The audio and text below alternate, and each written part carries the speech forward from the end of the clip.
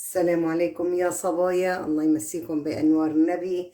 كيفكم؟ كيف صحتكم يا صبايا؟ إن شاء الله منيح، إن شاء الله بخير، إن شاء الله دائما بخير يا صبايا. اليوم جيناكم بطريقة عمل بسكويت جوز الهند. مسكويت جوز الهند ها يا صبايا، مو اني جوز الهند، في جوز الهند، وهذا مسكويت جوز الهند إن شاء الله بإذن الله. ان شاء الله بنبدأ بالمكونات ان شاء الله. عندي 200 جرام يا صبايا جوز الهند ناعم، 200 جرام يا صبايا، 200 جرام ان شاء الله. عندي زر فانيلا ومعلقة صغيرة كم بودر ان شاء الله بإذن الله. عندي جوز الهند للت الكرات ان شاء الله. عندي معلقتين كبار زبد ان شاء الله. عندي بيضة، عندي كوب سكر، عندي 3 معالق طحين كبار هاي يا صبايا معرمات ان شاء الله. نبدأ على بركة الله بإذن الله ان شاء الله. بسم الله الرحمن الرحيم. الله أول شي ننزل يا صبايا جوز الهند ان شاء الله بإذن الله. بتصير عجينة وبتصير ممتازة يا صبية، وانت حسب البيض اللي عندك. إذا البيض صغير، البيضة صغيرة حطي بيضتين، لا مي صغار كبار كويسات بيضة واحدة بتكفيكي يا صبية. هلا بدي أنزل ظرف الفانيلا، بعدين الكمبودر، الأخير الكمبودر. بدي أنزل السمنة إن شاء الله،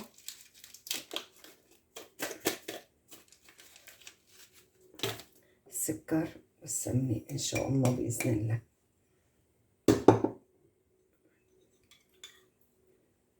بسم الله الرحمن الرحيم.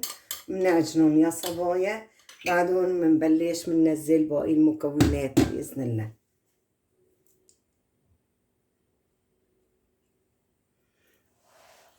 حتى تصير عجينة إن شاء الله.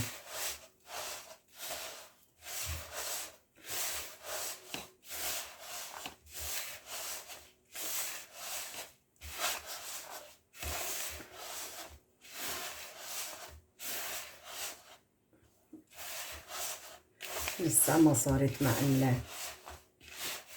جوز الهند لسه يا صبايا.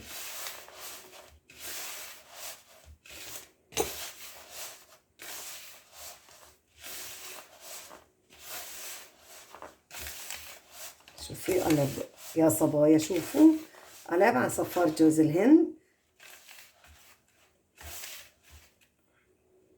مشي حاله مع السمن الزبد ان شاء الله.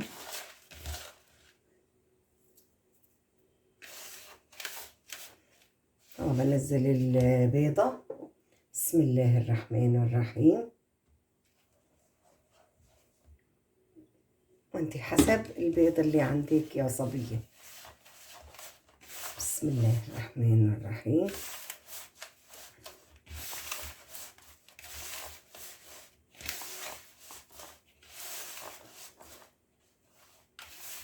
انا حطيت بيضة، وفي عندي بيضة تانية لقيتها قليلة ما انعجنت معي بدي احطها ان شاء الله يا صبايا.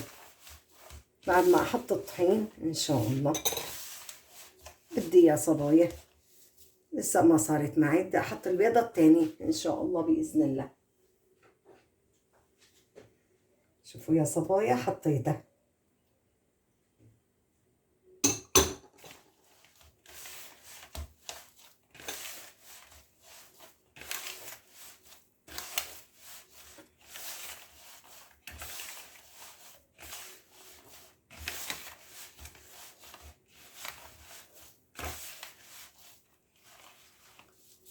شوفوا يا صبايا لسه ما تكورت معي.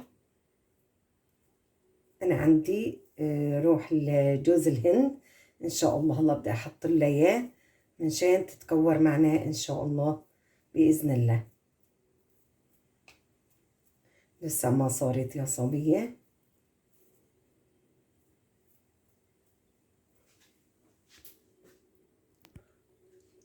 هذا هو يا صبايا. هلا بدي احطه ان شاء الله. احط اول شيء الطحين. شو يا صبايا، معلقتين معرمات وشوي ان شاء الله باذن الله. بسم الله الرحمن الرحيم. نحط الكم بودر، معلقه صغيره يا صبايا، ما بنكتر.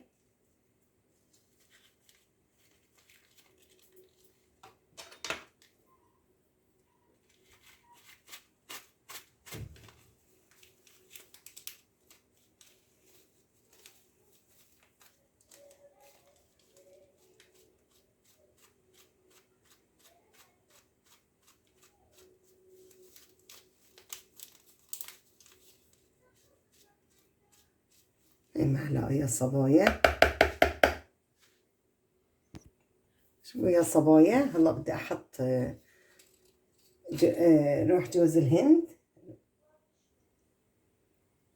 شوي، تقريبا 4 معالق يا صبايا، واعجن فيها ان شاء الله. بنشوف شلون صارت العجينه. ما صارت وارجع بحط منه ان شاء الله باذن الله. انا حطيت بيضتين يا صبايا، كيس جوز الهند 200 جرام، كوب جوز الهند 200 جرام، كوب سكر 200 جرام، بيضتين، سمنه معلقتين كبار، وهلا انا والطحين معلقتين كبار وشوي، وانا عم بحط من هذا ان شاء الله يا صبايا لتشكل معي العجينه. لسه ما شكلت معي لسه يا صبايا، بلشت تشكل عندي. خلص ما بقى انا احط يعني 3 معالق انا حطيتها يا صبايا، تقريبا 3 معالق، 3 معالق يا صبايا. شوفوا يا صبايا، مسيلة حفرة بالنص، مشان بتريدي تحشيها، بتريدي تحطي لها لوزة، بتريدي ايش بدك انت بتساوي لها ان شاء الله. ريحة انا عايفة هلا اشتغلت نص ساعة بالبراد، بعدهم برجع لكم ان شاء الله باذن الله، باذن واحد احد. والله هيك صارت عنا عجينة يا صبايا، وبرجع انا بكتب لكم مقادير تحت الفيديو ان شاء الله، ان شاء الله باذن الله. برجع بقى لكم 3 معلقتين ونص كبار مع الرمان سمنه، 3 معالق كبار طحين، كيس 200 جرام جوز الهند، 200 جرام سكر، وجوز الهند للتزيين ان شاء الله باذن الله، وظرف ومعلقه صغيره كم بودر، وظرف فانيلا ان شاء الله باذن الله. شو يا صبايا، بدنا نكورها. حط لها فتحه يا صبايا. شوفوها شلون لا بتشقشق ولا شي هاي يا صبايا، لانه قضت كفايتها. وانتو اذا لقيتوا ما عم تتشكل معكم، كون البيض عندكم صغير، انا حطيت بيضتين هاي يا صبايا، وبقوا حطوا كمان بياض بيضة بدال الصفار البياض ان شاء الله. انا هون بقلبها اشوف ايش بدي احشيها ان شاء الله، بس دلتها يا صبايا، عفوا دلتها بجوز الهند ان شاء الله باذن الله، دلتها بجوز الهند، بدنا نحطها بالفرن ان شاء الله باذن واحد احد ان شاء الله. شوفوها يا صبايا، هي لتيناها بجوز الهند. هلا بنرجع بنشكل كمان مسيلة حفرة ان شاء الله. شوفوا يا صبايا، ما بتشقشق معنا ابدا نهائيا. بدي ارجع لتها بجوز الهند.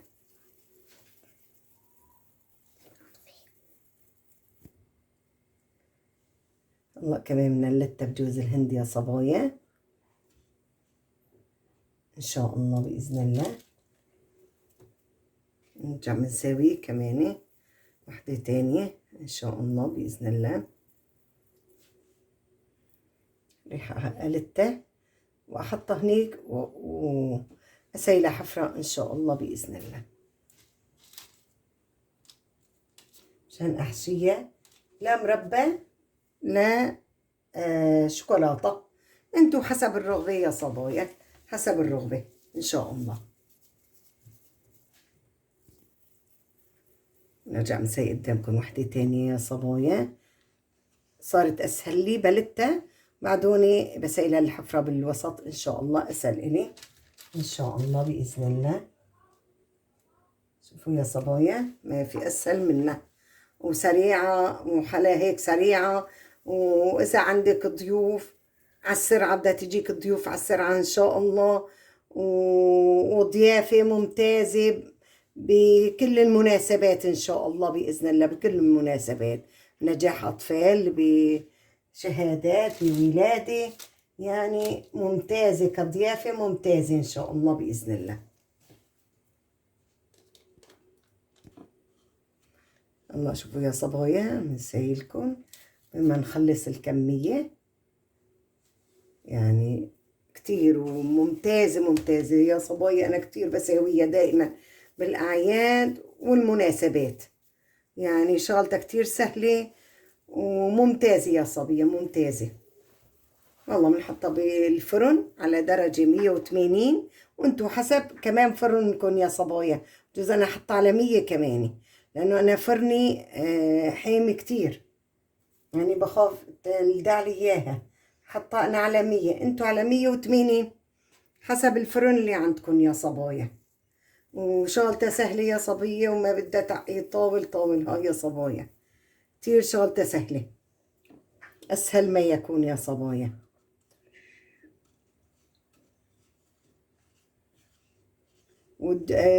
والطعمة ممتازة، الطعمة يا صبية ممتازة.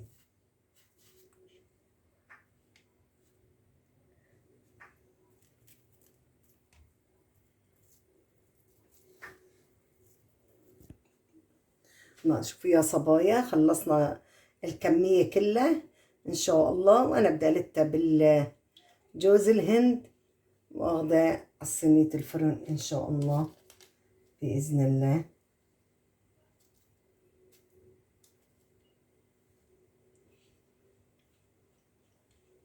خلصنا الكمية يا صبايا، هي طلعت الكمية.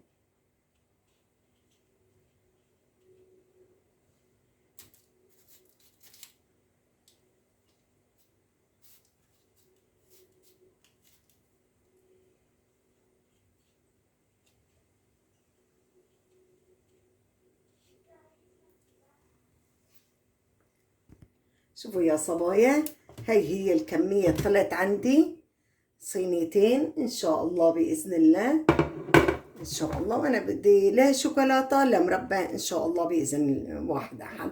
الله شعلت الفرن على 100 وبس حمي إن شاء الله. بفرجيكم دخلت الفرن بإذن الله بإذن واحد أحد. شوفوا يا صبايا دخلت على الفرن إن شاء الله على 100. أنا عندي فرن حامي زيادة حطيتها على 100 يا صبايا.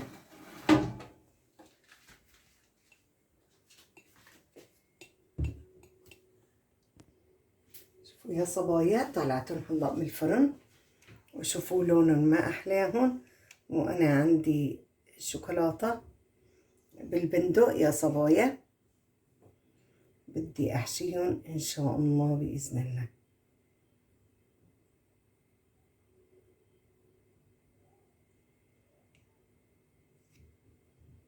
كل واحد حسب رغبته يا صبايا.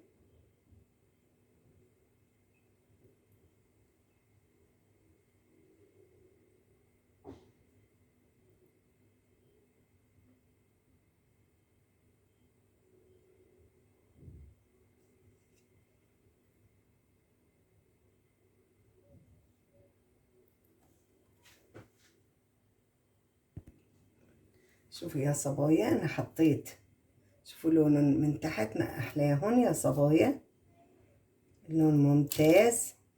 أنا حطيت شوكولاتة وبدي أحط مربى، كل واحد حسب ما بختار يا صبية. تختاري هيك تختاري هيك حسب ما تختاري. أنا سويت له للولاد من هون ومن هون إن شاء الله.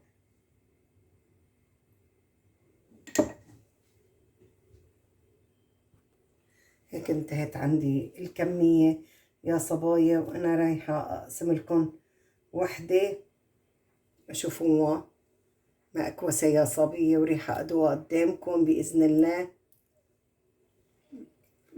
بتجنن يا صبايا، بتجنن، طعم خرافية يا صبايا. جربوها وإن شاء الله هيك بتعجبكم، ولا تنسوني باللايك والاشتراك تفعيل الجرس، وإن شاء الله بصلكم كل جديد.